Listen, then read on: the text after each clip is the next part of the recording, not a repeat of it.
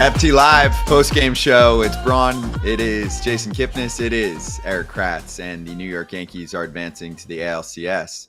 Kip, both New York teams are making it to the next round, the championship series. And then we have 2 Game 5s on the other side. But look at the Yankees go. Big bad Yankees, triple the payroll, taking down a Royals team that lost 100-plus games last year and showed some pretty good fight in this series, in my mind.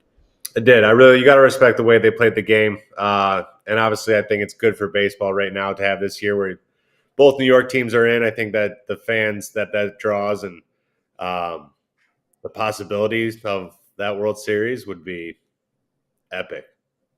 2000. It hasn't happened since 2000. Yeah. And if you think about it, it's not like we play in a league where this happens all the time. There's a ton of parity, Kratz. You know, people can't complain and be like, oh, the New York teams are always in and they have the highest payroll. Nope. The Mets didn't make the playoffs last year. The Yankees didn't make the playoffs last year, and both teams bounced back. I mean, how many times has that ever happened in the sense of 2 teams that didn't make the playoffs matching up against each other? Oh, wait, it just happened. Royals and Yankees. But to me, last year, I thought both of these teams would be in the position that they're in this year, and they both fell flat on their face. And now this year, I had the Yankees going to the World Series, but nobody had the Mets going to even the NLCS. So it's exciting, and Kip said it exactly right. It's great for baseball. There were guys, we'll get to Cole because he was great, but there were guys with the Yankees, Kip, that were under a lot of scrutiny over the season. Gleyber Torres definitely fits the mold. This was not a strong season for him heading into a contract year. Giancarlo Stanton gets a ton of shit in New York from Yanks fans. He's getting paid a lot. He's not moving well, but he smokes the baseball. And he was their best hitter just now over the last few games. He's a postseason rock. He seems to show up a lot where, I don't know. Yes, he kind of gets patted down a little bit in the regular season with injuries and all that stuff. So he kind of has this hate going against him. But you don't hear many Yankees fans too mad about his production in the postseason a lot of times. A lot of times he's been the only guy going at certain games. That's why he's bought Judge a lot of time also, which is you just all you can ask for. You got to buy that guy time because then if he gets going, that just carries you to a different level. Yep. Kratz, I don't want just like you've been behind Big G for a while now. This is your time to go for it.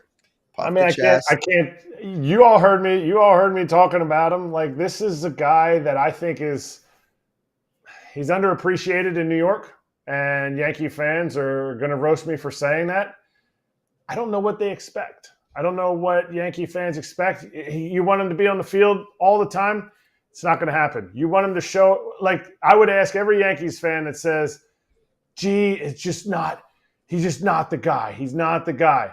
I would say, okay, would you rather have 27 homers from G in the regular season and him hitting like a homer every 8 at-bats every time his Yankees make the postseason? Or would you rather have 50 homers and not show up in the postseason? Because G is doing it right now. And what I saw him do in 2020 COVID season is very similar to what he's doing right now. And thank you, BetMGM, for letting me get his over in the total bases, because that was a lock. Because he's walking, and all this is happening while they're sitting there, while Bob Costas can't stop saying, he's just not running the way he used to. So what? None of us run the way we used to. Facts. And he's had a lot of lower body injuries. I mean, a lot of leg injuries. So all good, right? If you're signing up for Stanton for his base running or for stolen bases, you're getting 1 per 6 years, which he did in the last game. But yeah, that's not why they signed up for him. They signed up for him to smoke the baseball, and he still hits the ball harder than anyone else. And you're right, Kip. He helped to pick up the slack when Aaron Judge had a bad series. I know there were some signs of life here, and it's only 4 games overall. He had a ball that he hit really hard in Game 3. He had the double here in Game 4. He walked. Like, he's starting to get it together. But people are used to an MVP version of Aaron Judge after the first 3 weeks of the season. You didn't really go more than a few games without a mammoth home run from him or a 2, 3, 4 hit game with a couple extra base hits. And this was his first extra base hit of the series. So they win some closer, lower scoring games. And you're right, in a 7-game series, they're probably going to pop off for a couple games at least. Yeah, no, that's a guy. A lot of the power hitters, they just kind of need one. They just need one contact, one hard one where they send to the wall. You can tell it before they're right about to take off. So it's like as soon as they just get one out of the ballpark, like you saw Mookie, who definitely is a power hitter. He hits one out, gets robbed, but then you see 3 games in a row now he's homer. So a lot of guys, especially Judge, once this double could be it, but if he sees one goes over the wall, hopefully that's going to be the playoff Judge we've all been hoping and waiting for. And I was on Pinstripe territory after their last game, and I was just talking about not necessarily like the results of his swings. And Kip, you know this. It's not always the results of your swings. It's how you're taking pitches. And that walk against Waka, it ended up being like a 3-1 changeup that just kind of like floated in. And I think people kind of dismissed that. But the way he was down, the way he was on time, and that pitch started, if you ever faced Michael Waka, his changeup starts in the zone and it'll fade away or it'll go straight down. And that one faded away or in towards Judgy, and he took it like a boss. Now, was he auto-taking? In my opinion, no.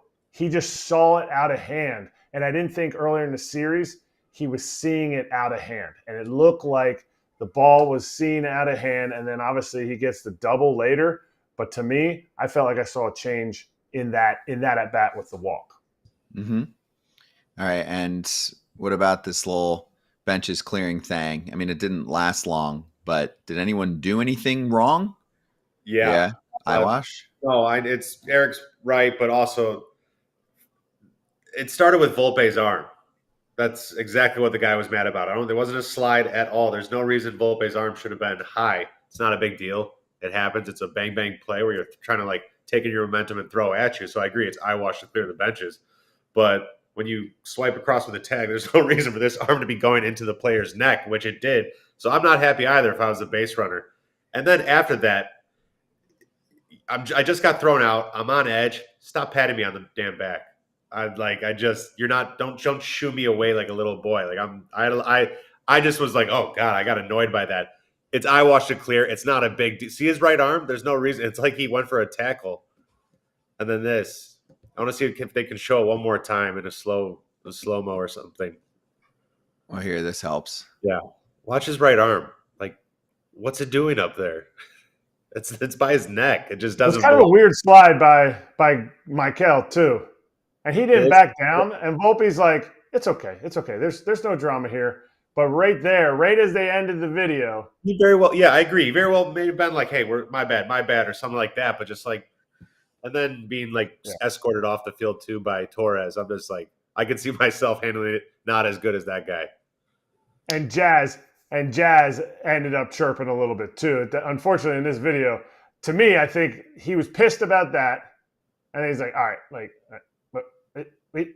And then Jazz started chirping. He loves being in there. Loves being in there. Well, Michael was pissed. I mean, you could tell. He stopped there for a little bit because he didn't like the right arm getting the neck. He just got out. He got hit in the face. Like basically got put in the neck and the chin. Yeah. You're not happy at all. You're literally as pissed. You're on edge as you can be right there. You're just MF and everything. And so you just don't want a guy doing that. There's no play for the elbow to be up. It happens. His body weight just carried him. Is Volpe doing I'm a second-year player. I'm definitely not trying to start beef in the playoffs right now with the tap on the back like, yo, I got you, or no? I don't know. It didn't look like the mouth's open at all. It didn't look like there are any words being said. So unless it was like very subtle under their breath, I didn't see anything. But yeah, I think that just if he's de-escalating the situation, it's even better. And it's probably right. But I think Volpe was fine and patting him on the back. I just know as a runner, I'm saying I wouldn't have liked it. Nobody wants to get. You're just pissed off. You're pissed off. That's all. Nobody. If Kip gets up from finishing this when we're done with this post game, and he hits his head on his little whatever the vent is back there, he's going to want to clear benches too. Nobody wants to bang their head on anything, and when he got hit like that, I don't think Volpe. But would have been a boss move if Volpe was like, "Hey, tweet the score out," because Michael Garcia was the one that tweeted, "Don't celebrate too soon." Like if he was like, tag, and then he goes and tags him again, and he's like, "Hey, don't forget to tweet what the score is right now," and then go back. I'm just saying. That's good. Yeah, there's a little trash talk, and obviously, yeah, Jazz is enemy number 1 in Kansas City right now, but I like it. And the series is over. So Yankees take down the Royals. Let's get into the Kansas City side a little bit too.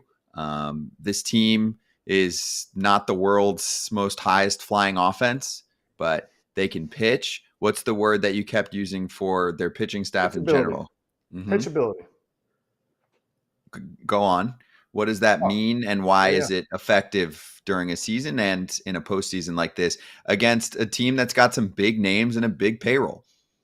I mean, in the season, I think their starting staff showed that they could kind of hold up the bullpen until they got some reinforcements at the trade deadline, like a Erik, like a real lockdown closer. Like their closer from the first half of the year was McCarthy, and he didn't even pitch in this postseason, I don't think. But you have a starting staff that has pitchability, and in the playoffs, it's all about throwing to where guys' weaknesses are. And that doesn't mean, every guy we're just going to only throw to weaknesses. It's more of where's the weakness in the lineup. And I think the Yankees, in the games they won, did a good job of not trying to just only swing for damage. I think lineups like this can get into damage mode all the time. We're watching Glaber taking the ball to right field. Soto's always going to give you good at-bats. G hitting a ground ball back up the middle there. Like, why are they pitching to him there? Why are they pitching to G? Yeah, why are they pitching to him right there? I could not agree more. And that is something that I was lauding. I was praising Salvi about. Like, he usually doesn't make that mistake. He's not going to give in. And I know you have your closer in right there, and your closer's like the mano y mano, but listen, that's his last inning. If he throws 40 pitches or 22 pitches, that's his last inning. Ersig's not coming out for a 2+ innings. And so you sit there and I questioned that. It didn't end up mattering, but I just think this starting rotation had enough to go through this lineup if the Yankees didn't make the adjustment. And I think the Yankees made the adjustment. Look at the team that's out of it right now, the Phillies. Phillies didn't make the adjustment. When teams pitch to lineups that have a lot of juice, you have to have pitchability. You can't just have stuff, because dudes are not afraid of 99 to 100 anymore. Yeah. Great Yankees bullpen in this series too. Lights out bullpen. Lights out. Clay Holmes is he the Andrew Miller? Like when we need him most, we bring him in. Baby Miller. But no. Please go back and look at what Andrew Miller did. Yeah. How many years? Clay Holmes. I was just about to say Clay Holmes has been awesome in his postseason games. He's punching out more guys than one per inning. Like, I love that. Let's pump the brakes on the Andrew Miller. Andrew Miller was a cheat code, and he got absolutely gave up that home run. I know David Ross, but he was used and abused. He's not at that level yet. And somehow still was all these guys where you don't hear him going like Clase, where it's he might struggle with a 4 better save here or something, or doing two. Andrew Miller was doing 2 innings, striking out over 2 people an inning. It was ridiculous. That was peak Andrew Miller in 2016. Was one of the most incredible things I've ever seen, ever. Almost Wade Davis. He wasn't Wade Davis. Wade Davis is the best pitcher I have ever seen for a season. Wade Davis, Josh Hader. This is an agree to disagree, because we both have biases here, but I even remember Wade Davis was filthy. That was a 3-headed monster at the back head of KC. That was so hard. All right, so the Royals are eliminated. That means teams with Will Smith, the reliever, on them end their run of winning a World Series. Smith had been doing that for how many years now? 3? 3 straight.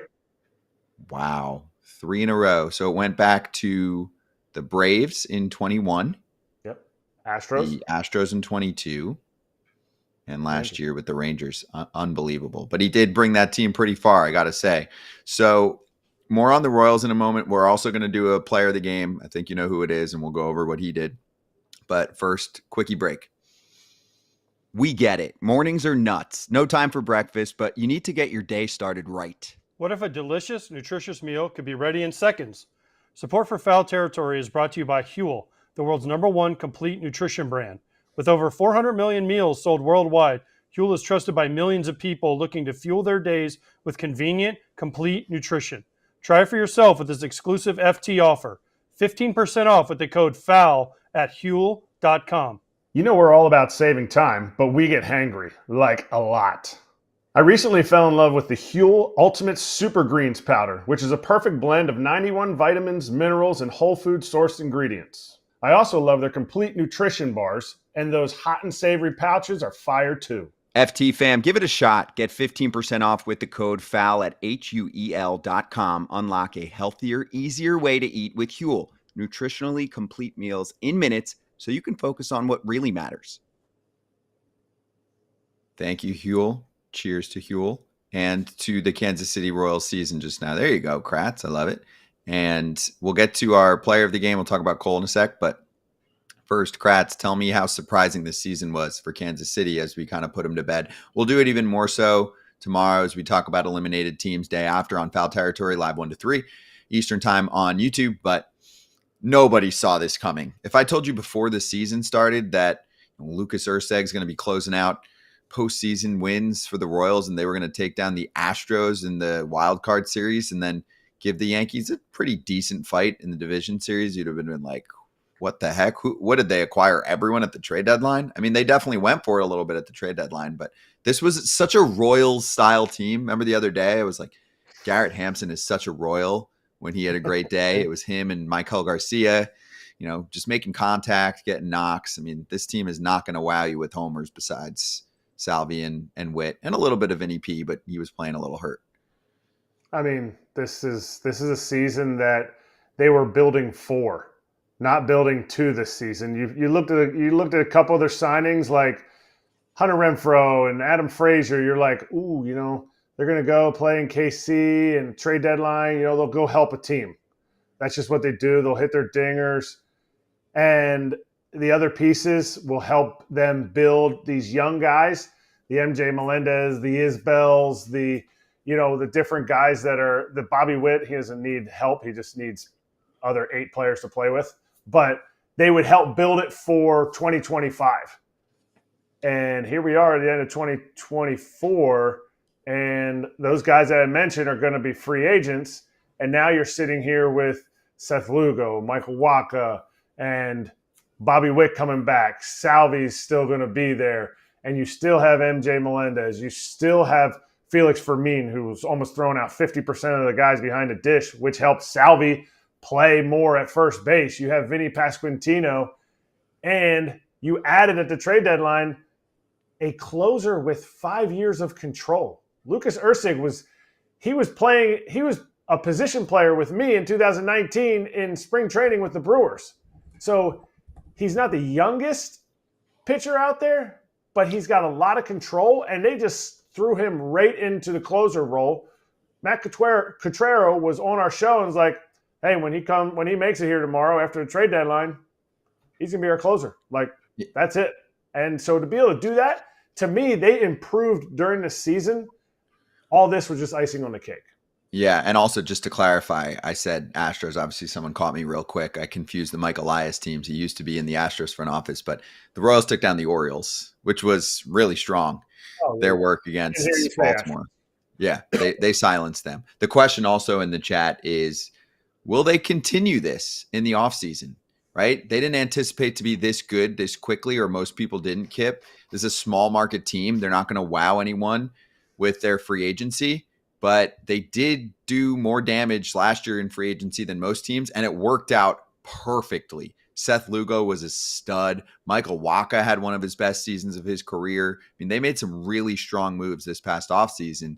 There was a lot of speculation, and I will say some of that had to do with them trying to win a bid for a new ballpark and getting the city to pay for a lot of it. That's primarily why they did it. So that got voted down. I don't know where that's at the moment, but will they keep adding? Because this team's good, but they need more, right? They need more to be a World Series winning team. Do you think they'll actually keep upping the payroll? I mean, like we mentioned, they're a third of the Yankees payroll. I think they're close, like in the 100-ish range, and the Yankees are close to 300, I think.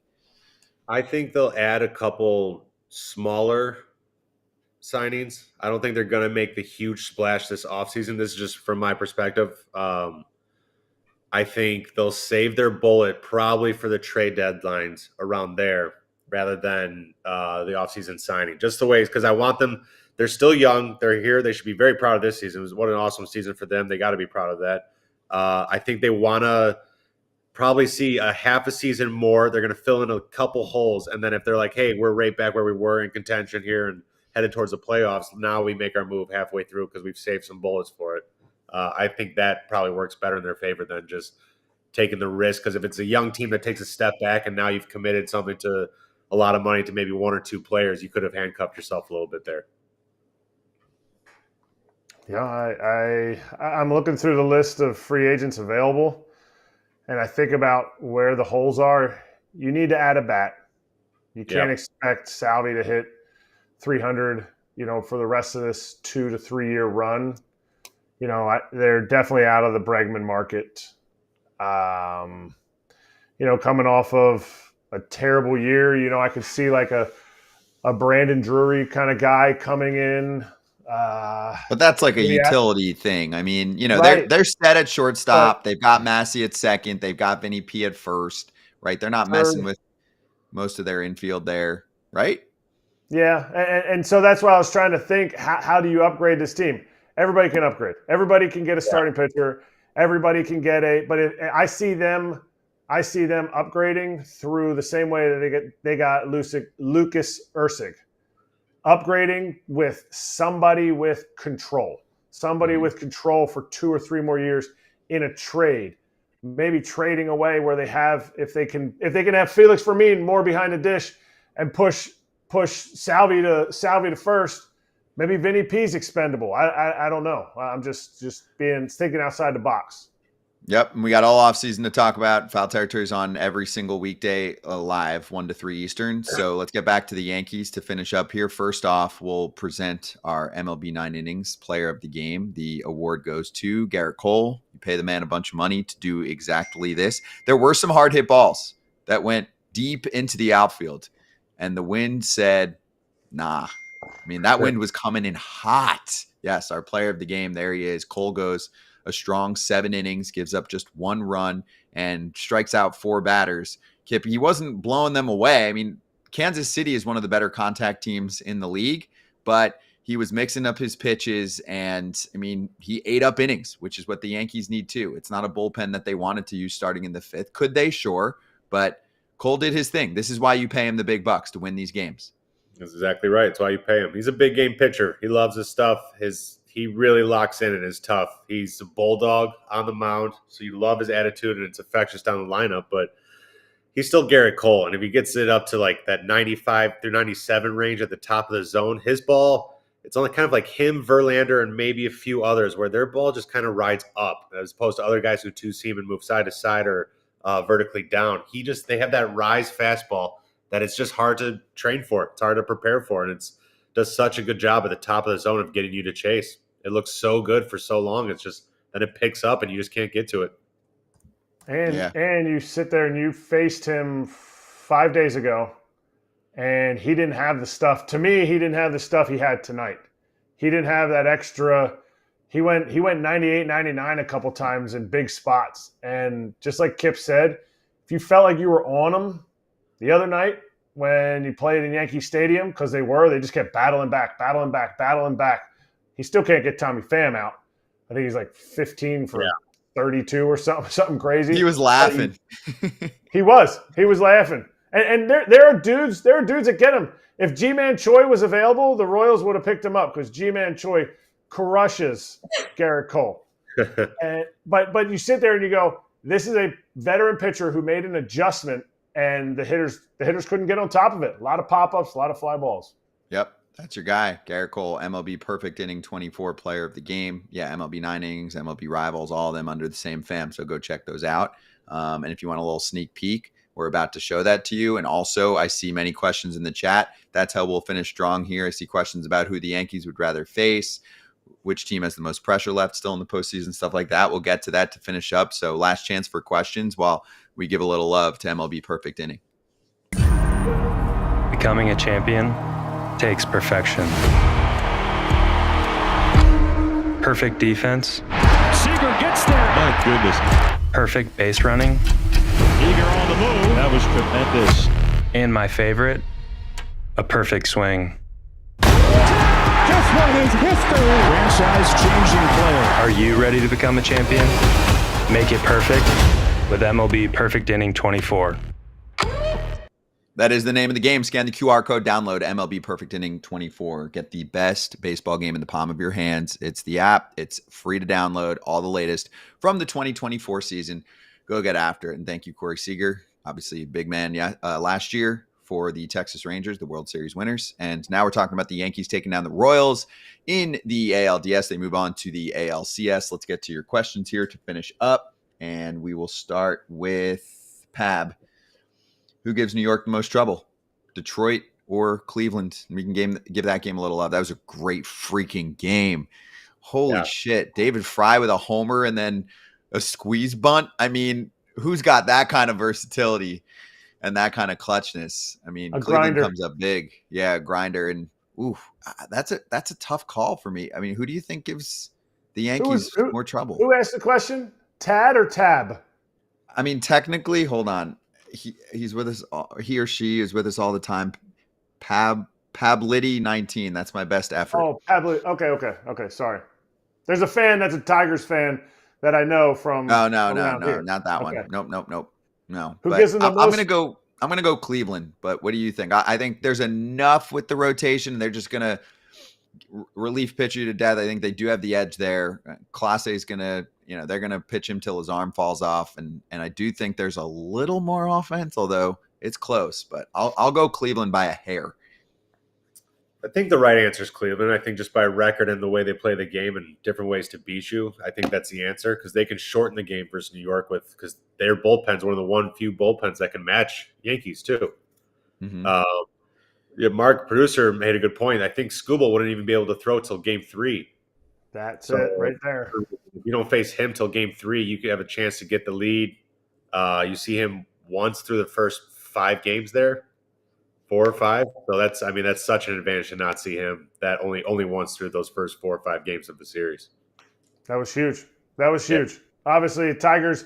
If the Tigers had won today, and you have to face Skubal 1-6, possibly 1-5, you sit there and you go, ooh, that's tough. We got to figure out how to win the other games. Yeah. Not saying the Tigers are going to make it. I'm saying that without Skubal, that diminishes the Tigers' chances by far. So you'd want to face Detroit. If I'm the Yankees, I want Detroit to win. Yeah. Right. Root for Detroit, Yankee fans, and also root for Pinstripe Territory. Derek just did his post-game show, so after we're done in a couple minutes, if you want more Yanks analysis, you can go over there if you haven't already and give them a little sub. Okay, last question. Comic things often in the chat. Can you ask who has more pressure to make it to the World Series, the Dodgers with Ohtani or the Yankees with Juan Soto's walk year? I'm going to start. I mean, I think we're going to be unanimous on this one. You've got Juan Soto heading into his free agent year. You have, in my mind, a weaker American League this year. Okay, it's good, but it's not amazing. The Yankees will definitely be heavily favored in the ALCS. And Shohei Ohtani signed up forever on a team that's got maybe one starting pitcher that you trust right now.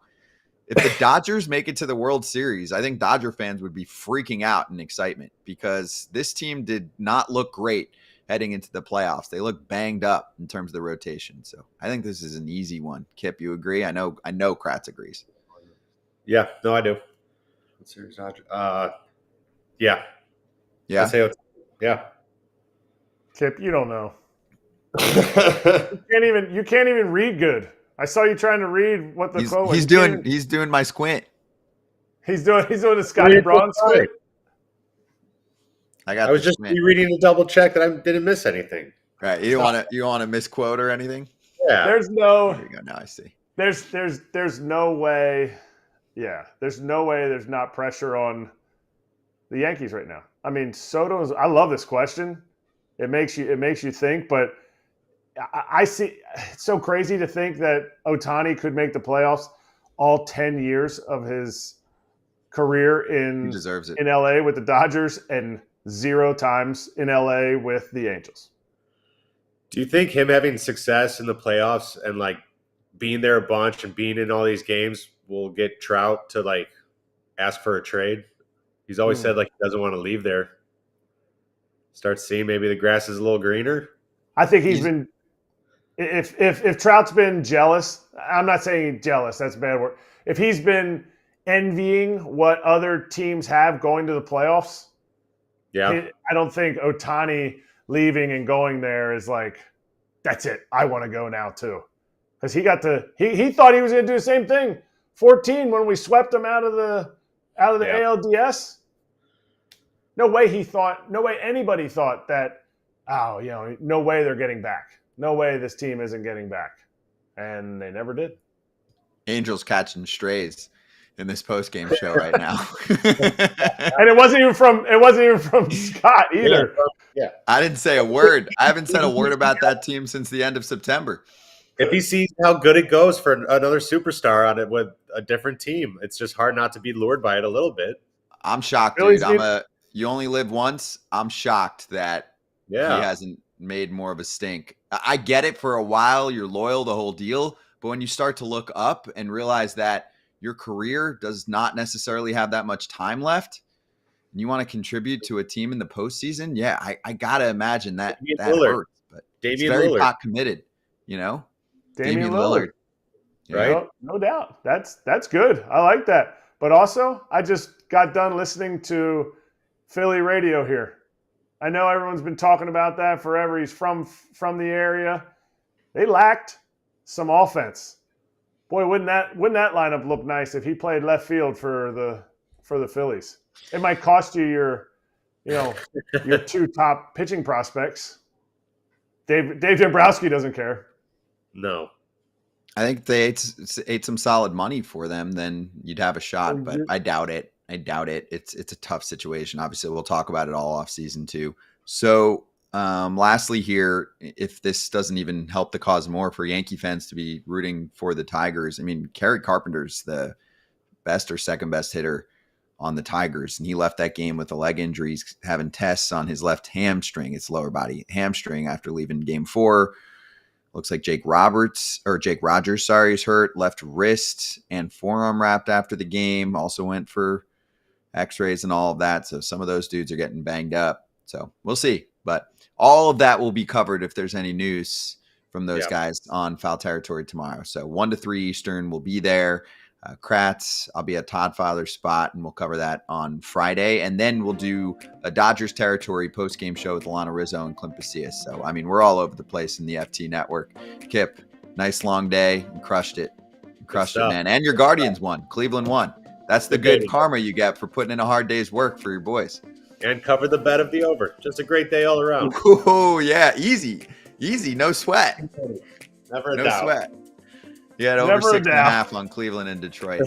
This was fun. Thanks, everyone, for joining us live, and anyone watching afterward. We'll do many more of these post-game shows for the League Championship Series and the World Series as well with the FT fam.